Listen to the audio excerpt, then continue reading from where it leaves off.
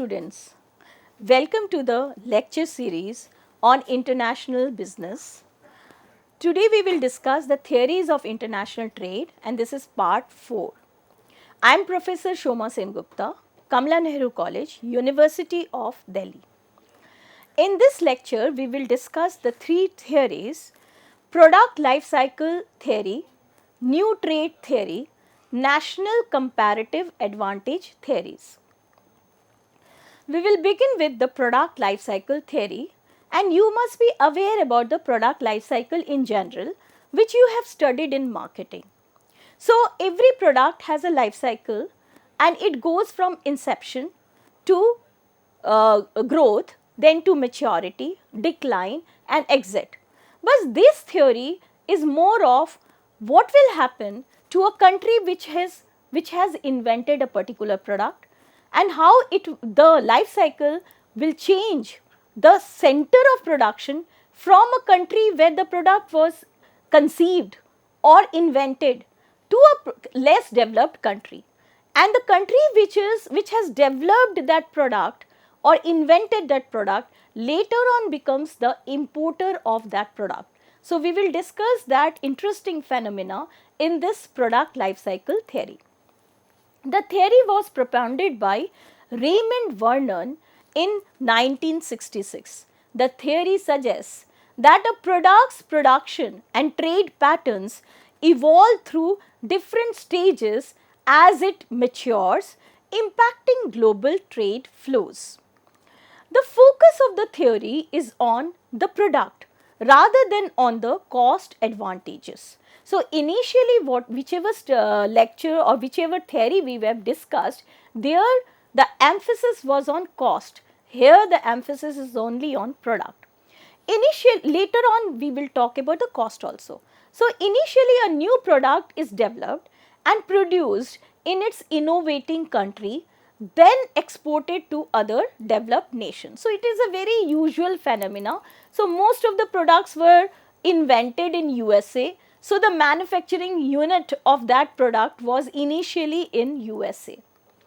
Eventually, production may shift to developing countries as the product becomes standardized and the production cost becomes a primary competitive factor.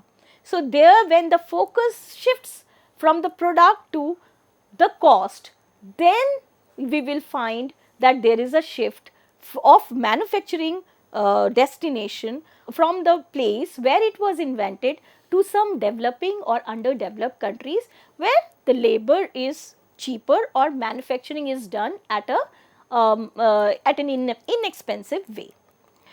So, let us discuss the basis of this PLC theory. Vernon's theory was based on the observation that for most of the 20th century, a large proportion of world's new products had been developed by US firms and sold first in the US market. For example, whether it is automobile by General Motors, television, personal computers, etc., they were invented in USA and the consumers were also the US market.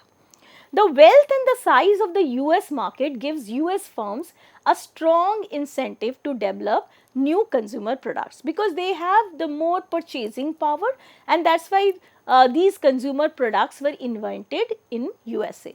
High cost of labor gives US firms an incentive to develop cost saving process innovation. So, more of mechanical devices were invented in US because there was a shortage of labor, and that is why you see that vacuum cleaner or any kind of a dishwasher, they were invented in these markets because the labor they were cost effective as in terms of since the labor is expensive over there.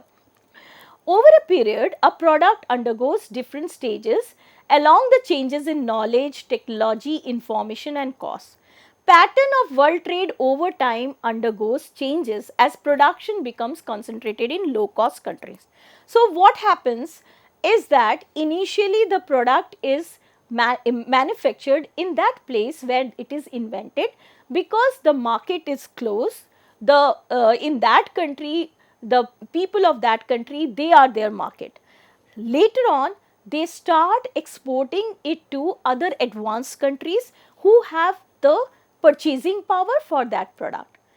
And after that, in the advanced countries also, the manufacturing of that product starts.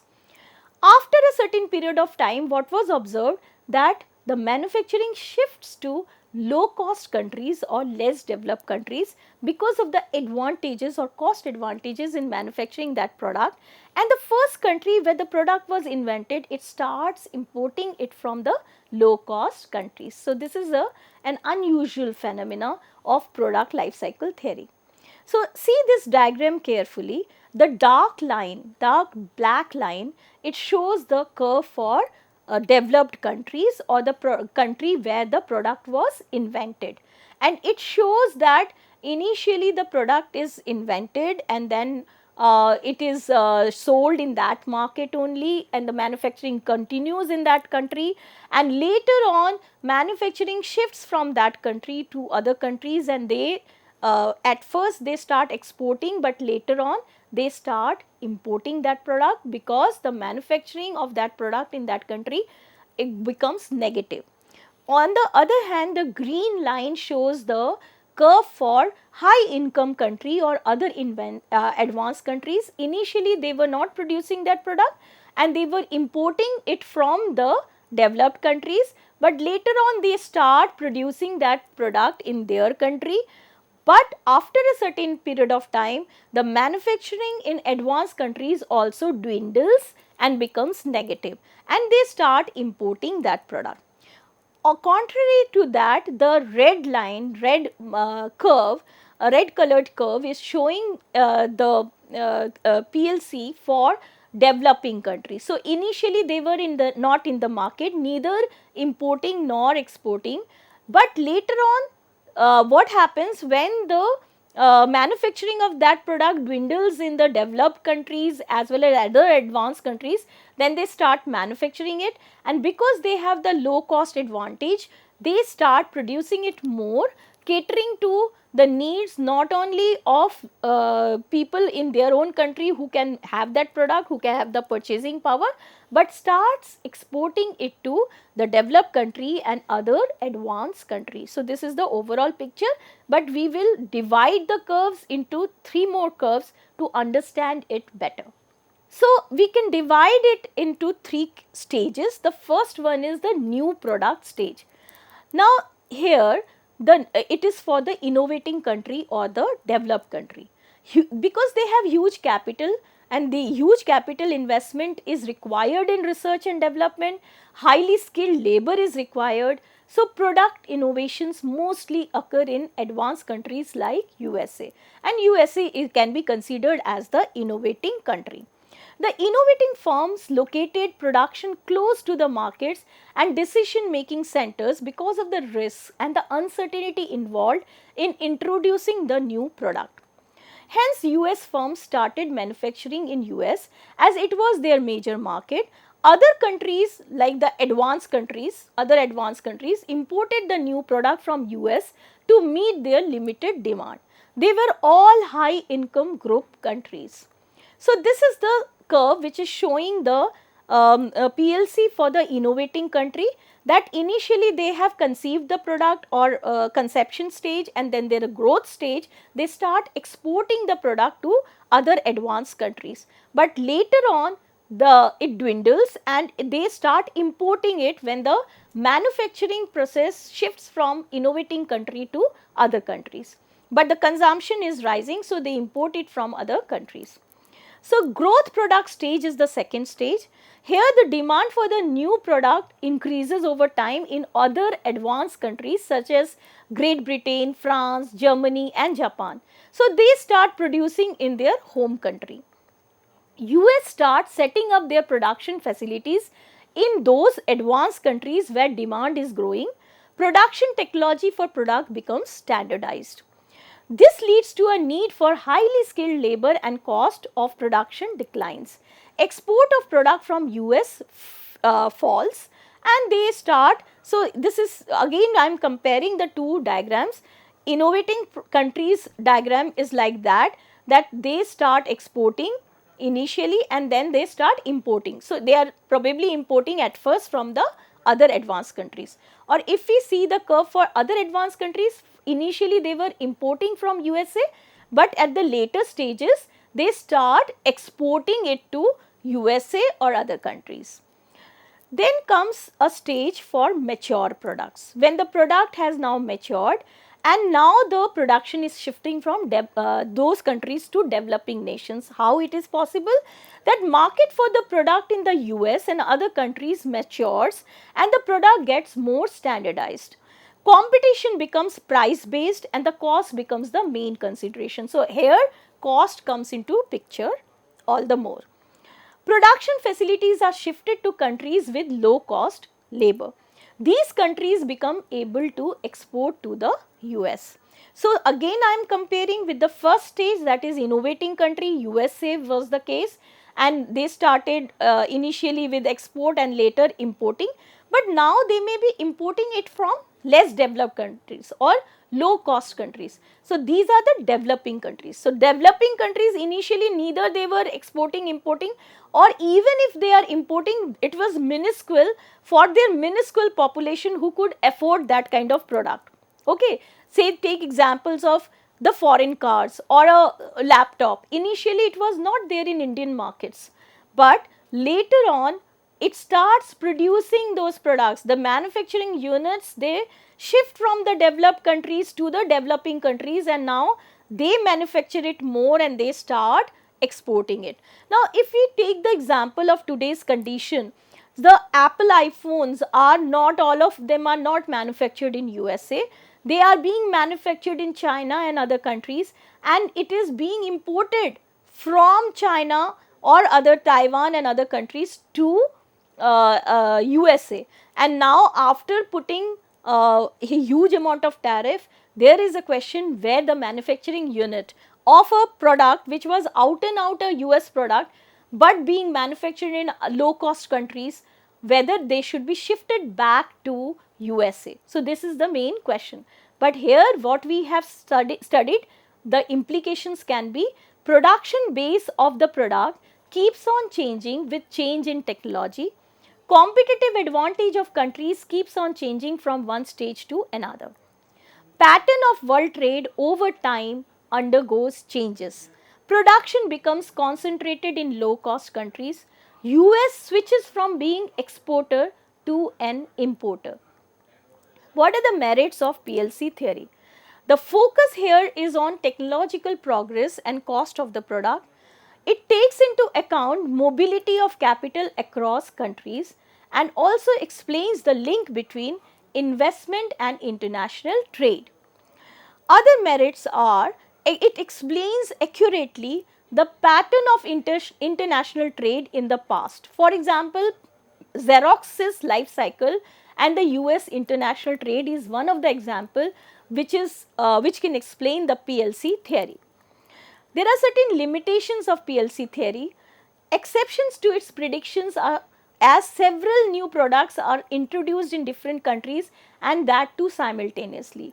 Now, take the example of Apple iPhone. Now, they are simultaneously being introduced in many countries, even in low cost countries or less developed countries or developing countries like India.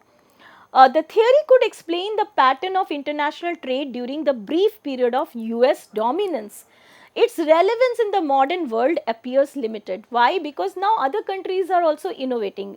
Take the example of IT products. In India also, the IT firms like Wipro, they are coming out, or Infosys, they are, the technological innovations are continuously taking place in India as well.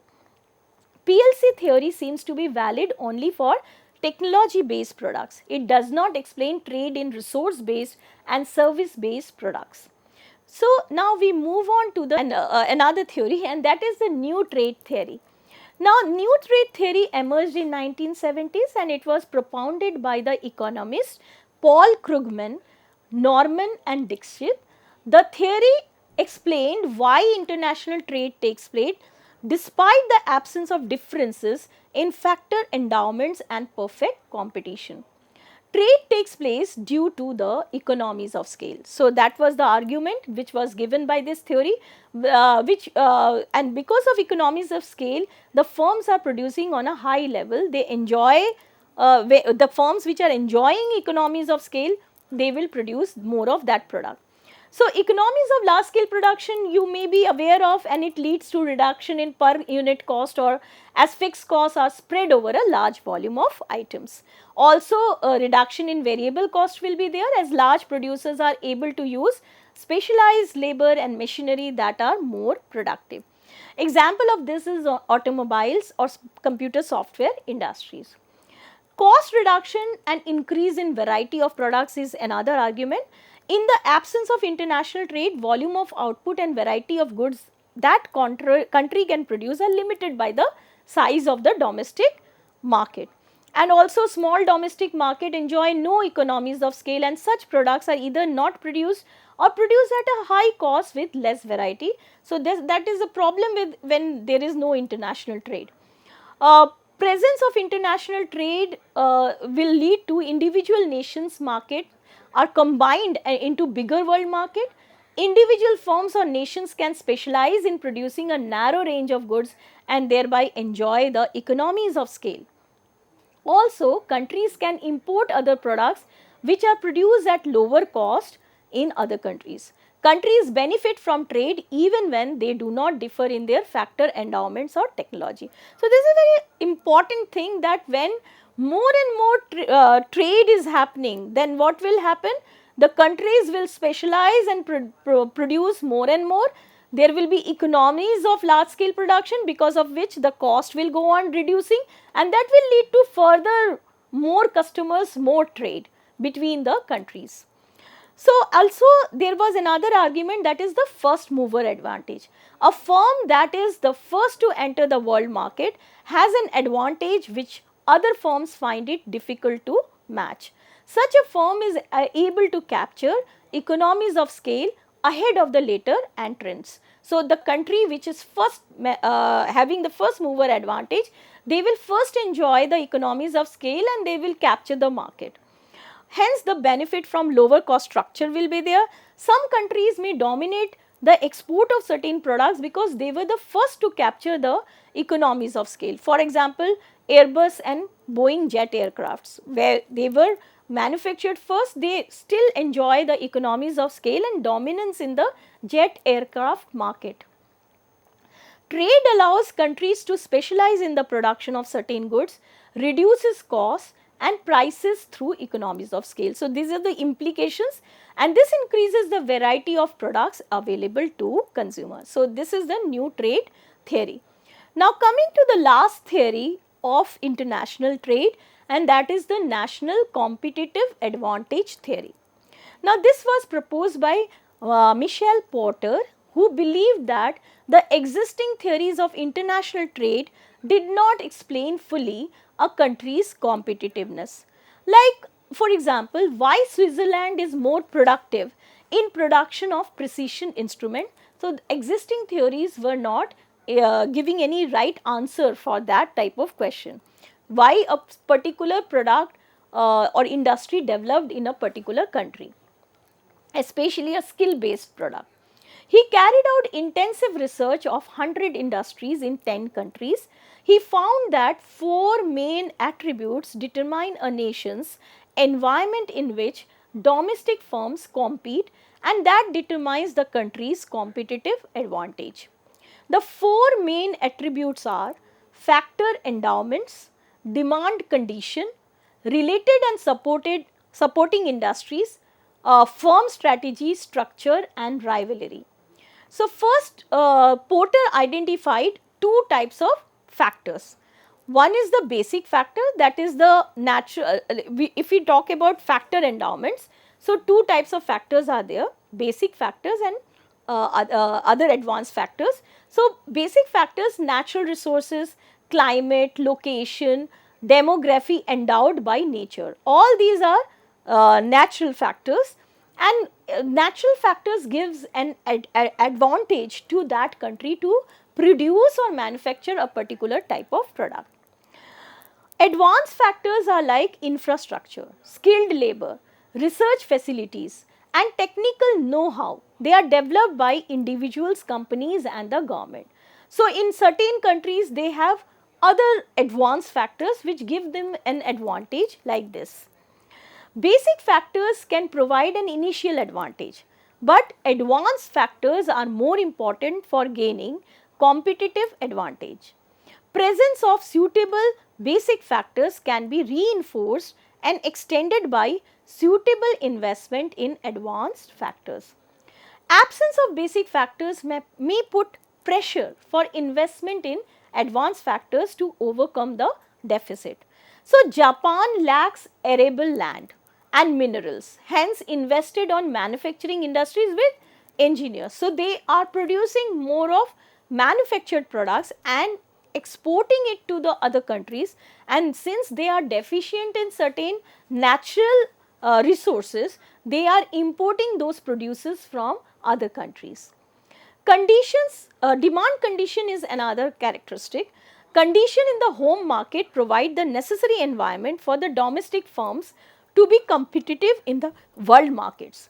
Highly demanding and sophisticated consumers in the home market create pressure on the firms for innovation and quality.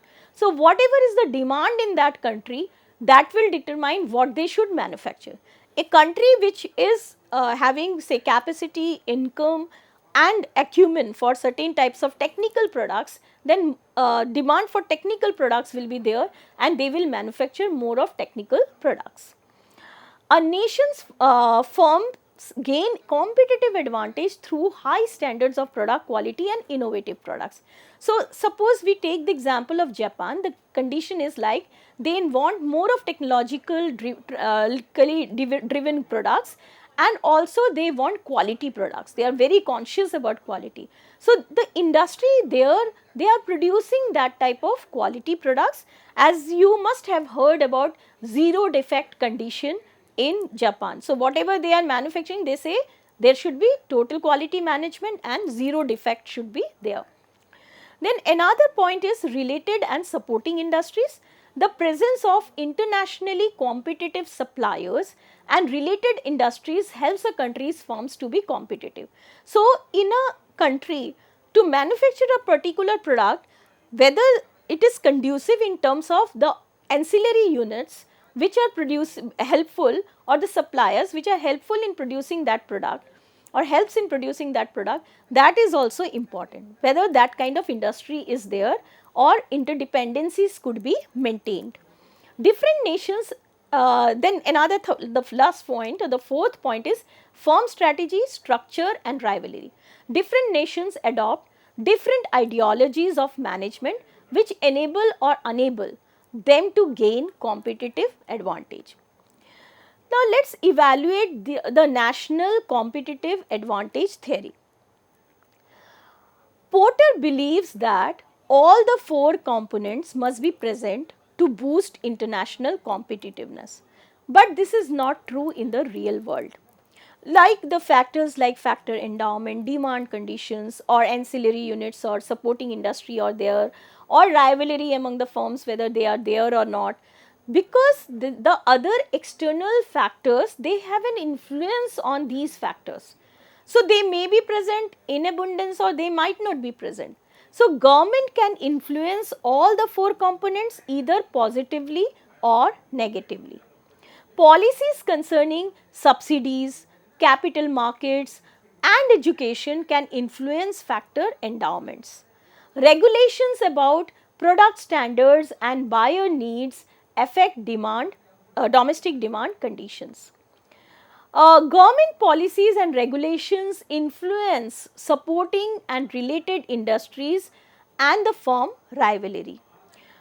The theory seems to be applicable to current trends in international trend, but the validity has not been tested empirically.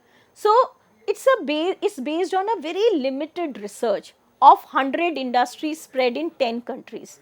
While we know there are more than 200 countries and there are innumerable number of industry or the products, but the study was limited and to these 100 industries only. So that's why it doesn't have that kind of validity. To summarize this lecture, what we can say that first we have studied the product life cycle theory, which was developed by Vernon, and it states that initially a new product is developed and produced in its innovating country, then exported to other developed nations. Eventually, production shift to developing countries as the products become standardized and production cost becomes a primary competitive factor. So, we have discussed a case whereby initially the innovating country is USA and it was manufacturing different types of products because they are innovating those products, and the manufacturing units were located in USA. Then they started exporting it to other advanced countries because they have the purchasing power. Then the production moved to the advanced countries. Later on, what happened?